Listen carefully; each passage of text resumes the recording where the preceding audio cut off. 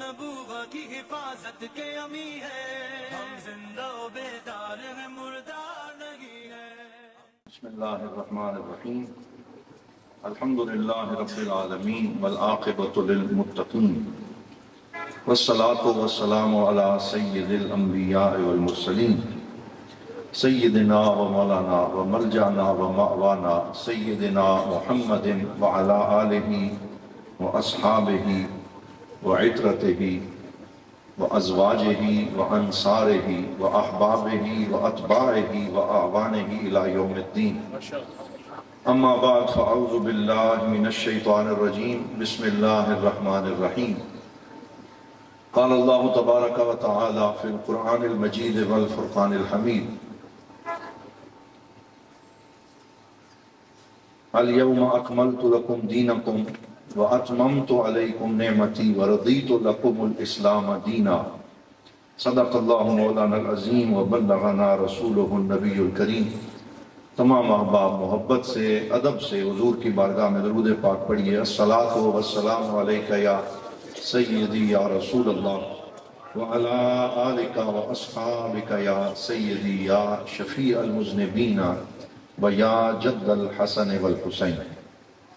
بعد از حمد و صلاة، معزز و محتشم زیب مسند صدارت حضرت قبلہ پیر سید فیاض شاہ صاحب کاظمی زیدہ مجدہ، زیب سجادہ آستانہ علیہ اسکندریہ ہٹیاں بالا، اور اس جہلم ویلی کی خوبصورت پنڈال میں جلوہ فرما مختلف شعبہ حیات سے تعلق رکھنے والی معزز شخصیات، اس میں وزیر محترم بھی ہیں، دیگر بہت سے حکومتی زعماء بھی ہیں، علماء بھی ہیں، اسکالرز بھی ہیں، وکلاء بھی ہیں، اور ماشاءاللہ ایک بڑا سجا ہوا خوبصورت گلدستہ ہے جو حضور کو ختم نبوت کا سلوٹ پیش کرنے کے لیے حاضر ہوا ہے۔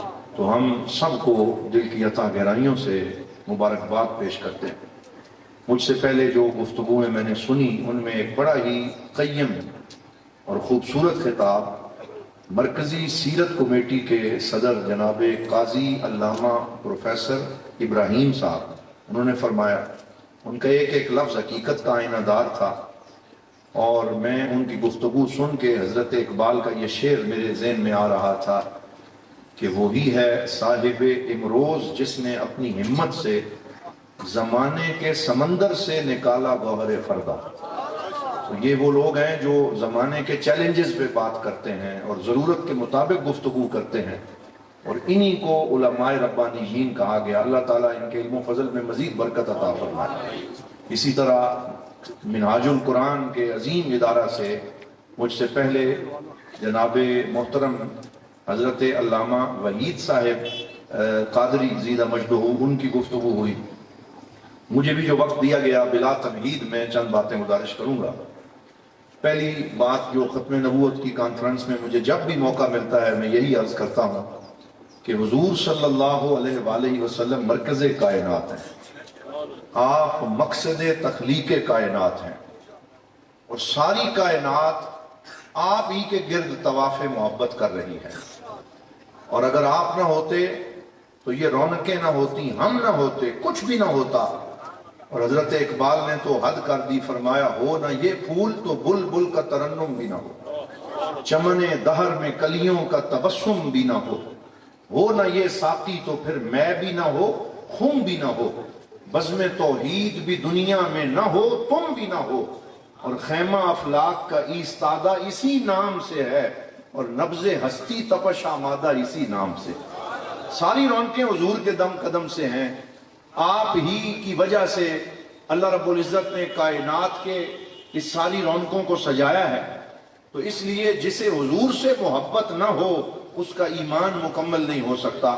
لا ایمان لمن لا محبت لہ، جس کے اندر محبت رسول نہیں، نسبت رسول نہیں، اس کا ایمان مکمل نہیں۔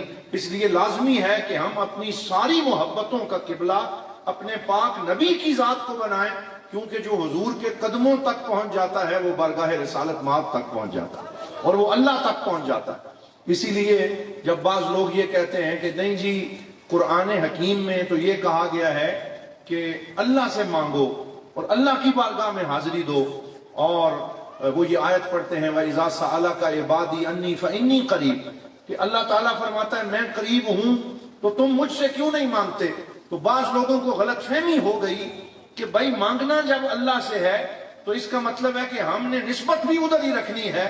تو ہمارے شیخ کریم حضرت ضیاء الامت بڑا پیارا جملہ فرماتے اگر اسی آیت کو صحیح پڑھ لیتے تو مقصد سمجھ میں آ جاتا کہ اللہ نے اس آیت میں یہ نہیں فرمایا کہ ڈائریکٹ میں قریب ہوں، بلکہ فرمایا وَإِذَا سَأَلَكَ عِبَادِي أَنِّي، کہ اے میرے حبیب جو تیرے در کے سوالی بنے میں ان کے قریب ہوں، جو تیرے در کے سوالی بنے میں ان کے قریب ہوں، جو تجھ سے میرے بارے میں پوچھے میں ان کے قریب ہوں۔ حالانکہ اللہ قریب تو سب کے ہے، لیکن اللہ نے فرمایا میں اعلان کرتا ہوں جو میرے کریم مصطفیٰ کا سوالی ہوگا میں اس کے قریب ہو جاؤں گا۔ تو اس لیے مرکز کائنات حضور کی ذات ہے۔ حضرت علامہ محمد اقبال حضرت ضیاء الامت انہیں بہت کوٹ کرتے تھے، لہٰذا ہماری گفتگو ان کے افکار کے گرد گھومتی رہتی ہے، کیونکہ گھٹی میں ہمیں حضرت اقبال سے محبت پلائی گئی ہے۔ اور حضرت ضیاء الامت جسٹس پیر کرم شاہ الازہری رحمۃ اللہ تعالیٰ علیہ سے جب آخری انٹرویو کیا گیا، ضیاء الاسلام ایک رسالہ نکلتا تھا، تو اس نے پوچھا کہ آپ علامہ اقبال کی بات بڑی کرتے ہیں، تو انہوں نے فرمایا، حضور ضیاء الامت نے فرمایا کہ میری زندگی میں سینکڑوں ایسے مسائل آئے جو لمبی چوڑی تشریحات اور کتابیں پڑھنے سے حل نہیں ہوئے، حضرت اقبال کے ایک شعر سے حل ہو گئے، کیونکہ اللہ رب العزت نے ان کو وہ بصیرت عطا کی تھی، وہ عشق رسالت کی نسبت عطا کی تھی، وہ درود پاک سے محبت عطا کی تھی، وہ بارگاہ رسالت تک رسائی عطا کی تھی کہ جب اقبال بولتا تھا تو بند دروازوں کو کھولتا تھا اور فرماتے ہیں لوح بھی تو قلم بھی تو، تیرا وجود الکتاب گنبد آبگینہ رنگ، تیرے محیط میں حباب، اور آپ نے جگہ جگہ حضور کی محبت اور نسبت کا اظہار کیا۔ فارسی کلام میں فرماتے ہیں کہ ایک دن خواب میں مجھے حضور کا دیدار نصیب ہوا اور میں نے اس عالم میں اپنے نبی پاک تاجدار ختم نبوت کو دیکھا کہ سرکار دو عالم صلی اللہ علیہ وسلم ایک گھوڑے کے اوپر تشریف فرما ہے، دستار مبارک سر پہ نہیں ہے، زلفوں سے پانی کے قطرے ٹپک رہے ہیں اور مانگ شریف کا نور نظر آ رہا ہے، اور میں نے سرکار دو عالم صلی اللہ علیہ وآلہ وسلم کو آتے ہوئے دیکھا تو میں آپ کے گھوڑے کی ٹانگوں سے چمٹ گیا اور میں نے عرض کیا گردے تو گردد حریم کائنات، از تو خواہم یک نگاہ التفات، ذکر و فکر و علم و عرفانم توئی، کشتی و دریا و طوفانم توئی۔ یا رسول اللہ میرا ذکر بھی آپ ہیں، میرا فکر بھی آپ ہیں، میرا علم بھی آپ ہیں، میرا عرفان بھی آپ ہیں، میری کشتی بھی آپ ہیں، میرا طوفان بھی آپ ہیں، میرا دین بھی آپ ہیں، میرا ایمان بھی آپ ہیں۔ لہٰذا میری گفتگو کا پہلا نقطہ یہی ہے کہ یہ یہاں سے ذہن میں بٹھا کے جائیں کہ جو در مصطفیٰ کا سوالی نہیں ہے، جس کے دل میں حضور کی محبت نہیں ہے، جو غیر مشروط نسبت سرکار دو عالم سے نہیں رکھتا، وہ جتنے مرضی ہے نعرے لگاتا رہے، نہ اس کا ایمان کامل ہے، نہ اس کا اسلام کامل ہے، نہ اسے دین سے کچھ حصہ ملا ہے، بلکہ وہ دین سے یوں نکل گیا جیسے تیر شکار میں سے نکل جاتا ہے۔ اسی کا ایمان قبول ہے جو بارگاہ مصطفیٰ کے ساتھ محبت سچی رکھنے والا ہے۔ اسی لیے ہم تاجدار ختم نبوت کا نعرہ لگاتے ہیں۔ یہ وہ مسلمہ عقیدہ ہے جس کا پیرا صرف آج ہم نے نہیں دیا، جس کا پیرا صرف پیر میر علی شاہ صاحب نے نہیں دیا، جس کا پیرا صرف حضرت ضیاء الامت نے نہیں دیا، صرف شیخ الاسلام ڈاکٹر طاہر القادری نے نہیں دیا، بلکہ ختم نبوت کا پہلا پہرا دار خود رب العالمین ہے۔ بولو کون ہے؟ خود اللہ رب العزت ہے۔ اور ختم نبوت کا دوسرا پہرا دار وہ حضور کا غلام حضرت سیدنا صدیق اکبر ہیں، وہ مولا علی شیر خدا ہیں، وہ حضرت فاروق اعظم ہیں، وہ تمام صحابہ کرام ہیں۔ اور پہلے دن سے اس میں کوئی شک نہیں ہے، ہمارے مشائخ ہمیں فرماتے تھے کہ مسائل کی دو قسمیں ہیں، کچھ مسئلے جوہری ہوتے ہیں اور کچھ مسئلے فروعی ہوتے ہیں۔ فروعی مسائل پہ ڈیبیٹ بھی ہو سکتا ہے، لین دین بھی ہو سکتا ہے، ہم جو ہے وہ مفاہمت بھی کر سکتے ہیں، کوئی مسئلہ نہیں۔ مثال کے طور پہ نماز کے اندر جو ٹخنے ہیں ان سے اوپر شلوار رکھنی ہے یا کسی کی اگر نیچے ہو گئی تو حدیث موجود ہے، لیکن اس پہ علماء کے اقوال بھی موجود ہیں۔ اس میں وہ سختی نہیں ہے کسی کی داڑھی کتنی ہے اور کتنی نہیں ہے، اس مسئلے میں وہ سختی نہیں ہے، یہ فروعی معاملہ ہے، یہ دین کا اجتماعی مسئلہ نہیں ہے۔ ہم داڑیاں ناپ کے ایمان چیک نہیں کرتے، بلکہ ایمان اللہ تعالیٰ انہیں بھی عطا کئی دفعہ فرما دیتا ہے۔ ظاہری طور پہ جن کے چہرے پہ داڑھی نہیں ہوتی وہ بھی بڑے بڑے عاشق رسول ہوتے ہیں، لیکن ہم ان معاملات میں فتویٰ نہیں لگاتے، ہم ان معاملات میں کوئی بلیک اینڈ وائٹ بات نہیں کرتے، بلکہ ہمارے پیر و مرشد کا طریقہ یہ تھا، جس کی داڑھی نہ ہوتی وہ مرید ہو جاتا تو آپ زبان سے بول کے اسے یہ نہ کہتے کہ داڑھی رکھ، بلکہ جب وہ جانے لگتا محبت سے اس کے چہرے پہ ہاتھ پھیر دیتے، بس اس طرح کر دیتے ایسے، اور خاموش رہتے۔ کیوں کہ اشارہ ہو گیا، اللہ نے اگر اس کو توفیق دینی ہوئی تو مل جائے گی، لیکن یہ مسئلہ فروعی ہے، یہ مسئلہ وہ نہیں ہے کہ جس پہ وہ شدت کی جائے۔ لیکن ختم نبوت کا مسئلہ اجماعی بھی ہے، جوہری بھی ہے، اور سارے کہو اس میں کوئی لین دین برداشت نہیں ہو سکتا، اس میں کسی شک و شبہ کی کوئی گنجائش نہیں ہے، بلکہ یہ تو بالکل انڈرسٹوڈ معاملہ ہے۔ جس نے ختم نبوت میں کسی طرح کا بھی شک کیا، نہ وہ مومن ہے نہ وہ مسلمان ہے، وہ دائرہ اسلام سے خارج ہے۔ یہی وجہ ہے جب مسلمہ کذاب نے حضور کو خط لکھا صلی اللہ علیہ وآلہ وسلم تو کہنے لگا نصف الارض لی و نصف الارض لکا، آدھی زمین میری ہے آدھی آپ کی ہے، آدھی زمین پہ آپ نبی ہو جائیں آدھی پہ میں نبی ہو جاتا ہوں۔ اور خط لکھ کے دو قاصد جو ہیں ان کے ذریعے حضور کو بھجوایا۔ جب وہ خط ہمارے نبی کے پاس پہنچا تو سرکار دو عالم صلی اللہ علیہ وسلم نے اسے پڑھا اور بڑے جلال سے ان سفیروں کو دیکھا جو خط لے کے آئے تھے، لیکن حضور نے فرمایا سفیروں کو قتل کرنا یہ مجھ محمد عربی کا اخلاق نہیں ہے، میں تو امن اور رحمت بن کے آیا ہوں، اگر تم سفیر بن کے نہ آتے امبیسیڈر نہ ہوتے میں تمہارے سر قلم کر دیتا، لیکن کیونکہ تم امبیسیڈر ہو اور میں ریگولیشن کے لیے آیا ہوں، میں قانون دینے کے لیے آیا ہوں، اس لیے میں تمہیں زندہ واپس بھیجتا ہوں۔ آپ نے انہیں واپس بھیج دیا، اور مسلمہ کذاب کا جواب ان کے ہاتھوں نہیں بھیجا، بلکہ پھر فرمایا کہ میں مسلمہ کذاب کو اس کے جھوٹ کا جواب دینا چاہتا ہوں، کون میرا سفیر بن کے جائے گا، کون ختم نبوت کا سفیر بن کے جائے گا؟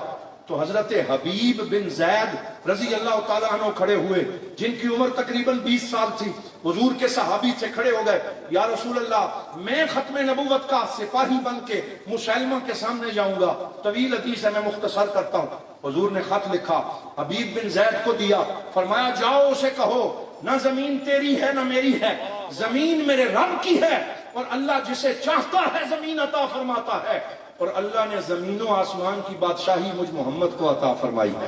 تو جھوٹا ہے، تو کذاب ہے، تو ملعون ہے، اور جاؤ اسے جا کے یہ خط دو کہ اب بھی باز آ جاؤ ورنہ تمہارے خلاف کاروائی کی جائے گی۔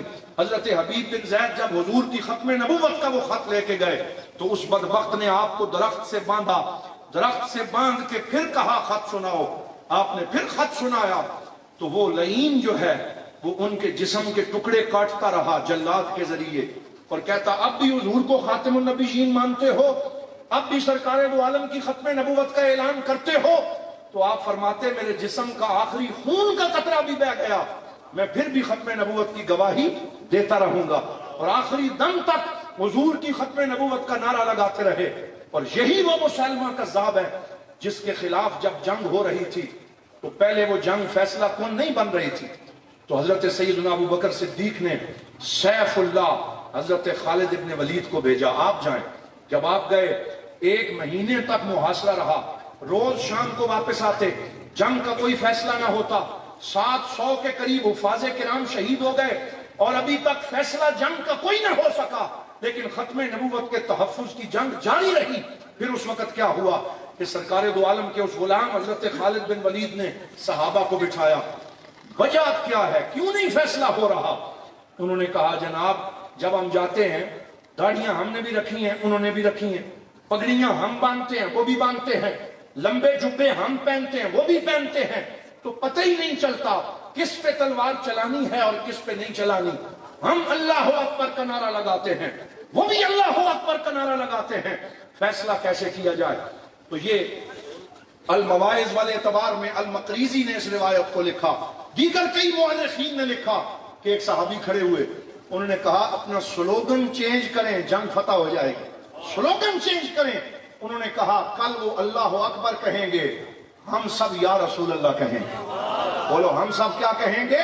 या रसूल अल्लाह कहेंगे। या रसूल अल्लाह का नारा लगाएंगे तो फैसला हो जाएगा।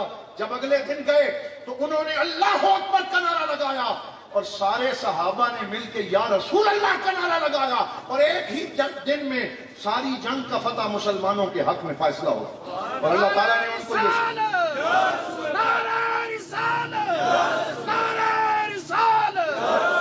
तो हज़रात मोहतरम, ये वो मसला खत्म नबूवत है, अकीदा खत्म नबूवत है, जिस पे सहाबा ने कुर्बानियां दी हैं, अहले बैत अतहार ने कुर्बानियां दी हैं। हजरत सैयदना इमाम हुसैन इब्न अली रजी अल्लाह ताला अन्हु भी खत्म नबूवत के मुहाफिज और सिपाही हैं। मौला अली शेर खुदा भी खत्म नबूवत के मुहाफिज और सिपाही हैं। और हम सब उनके फॉलोअर्स हैं, उनको मानने वाले हैं। और खत्म नबूवत का तहफ़्फ़ुज़ बोलो कल भी जारी था, और हाथ खड़े करके कहो आज भी जारी है और इंशाअल्लाह जारी रहेगा। हमें अपने कान और अपनी आंखें खुली रखनी होंगी। जो हुकूमतों में हैं हम उनसे गुजारिश करेंगे, जो पार्लियामेंट में हैं, पाकिस्तान में हैं, आजाद कश्मीर में हैं, हम उनसे गुजारिश करेंगे कि बैरूनी लॉबीज की फंडिंग होती है, पैसा लगाया जाता है, कानूनों को चेंज करने के लिए वो हमें छेड़ते रहते हैं। लेकिन अगर हम खत्म नबूवत की हिफाजत करते रहे तो इंशाअल्लाह कभी भी मुसलमानों को कोई खतरा नहीं होगा। क्योंकि हजरत अल्लामा मोहम्मद इकबाल ने फरमाया कि ला नबिया बादी ज़े एहसाने खुदास्त पर्दा ए नामूसे दीने मुस्तफ़ास्त। कहा ये जो ला नबी आबादी है ये अल्लाह और उसके रसूल के एहसान से हमारे दीन का पर्दा है। यानी जब तक ला नबी आबादी का झंडा बुलंद है दीन इस्लाम को कोई भी खतरा नहीं है, दीन महफूज है, शरीयत महफूज है। इसलिए फरमाया पस खुदा बर मा शरीयत खत्म कर, बर रसूले मा रिसालत खत्म कर। अल्लाह ने शरीयत को हमारे ऊपर खत्म कर दिया और रिसालत को हमारे पाक नबी के ऊपर खत्म कर दिया।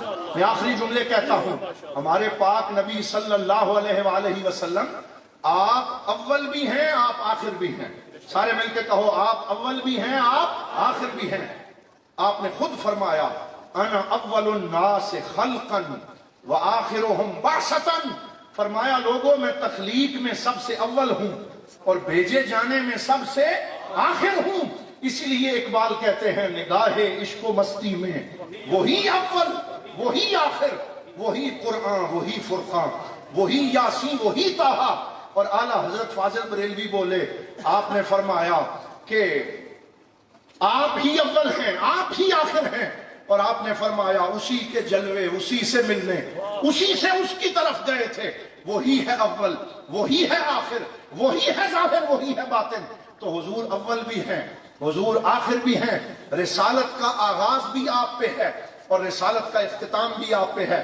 इसीलिए हमारे उलमा ने कहा बाकी सारे नबियों की रसूल रिसालत बित्तबा है और हमारे नबी की रिसालत असालतन है। ये असालतन का क्या मतलब है? मतलब ये है कि अगर हुजूर को रिसालत ना मिलती तो किसी नबी को भी रिसालत ना मिलती, किसी को नबूवत ना मिलती। बाकी सब नबियों को हुजूर के वास्ते से मिली। इसलिए असल में नबी और रसूल असालतन हमारे नबी हैं और बाकी सबको हुजूर का फैज मिला है।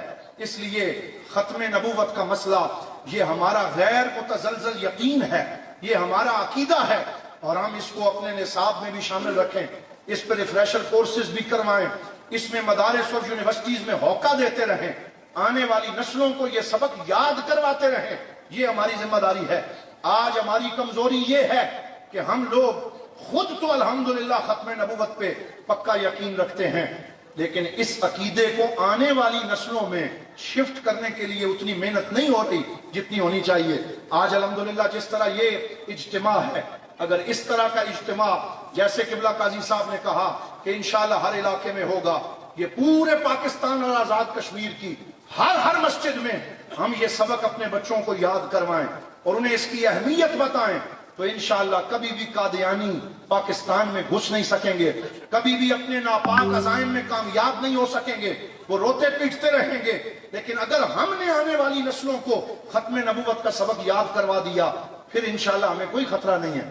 इसलिए जब बच्चों को आईफोन लेके देते हो, जब महंगे मोबाइल लेके देते हो, जब बड़े बड़े स्कूलों में दाखिल करवाते हो, तो تو ساتھ ان کے ساتھ بیٹھ کے ختم نبوت کا سبق بھی انہیں پڑھایا کرو، حضور کی سیرت کا سبق بھی انہیں دیا کرو، انہیں بتایا کرو کہ ہمارے پاک نبی کی شان کیا ہے، اور علماء کے قریب اپنے بچوں کو لے کے آئیں۔ میں آخر میں یہ بھی کہوں گا، یہ جامعہ سکندریہ ہٹیاں بالا آپ کے سامنے موجود ہے، آپ کیوں نہیں اپنے بچوں کو یہاں داخل کرواتے؟ کہ اگر آپ کے بچے یہاں داخل ہوں گے تو جس طرح ماشاءاللہ آپ علماء کو دیکھ رہے ہیں سکالر بن کے نکلیں گے، اور یہیں گھر میں بیٹھے بیٹھے انہیں وہ فیض ملے گا کہ پھر ان کے اور ان کی نسلوں کے ایمان کو کوئی خطرہ نہیں ہوگا۔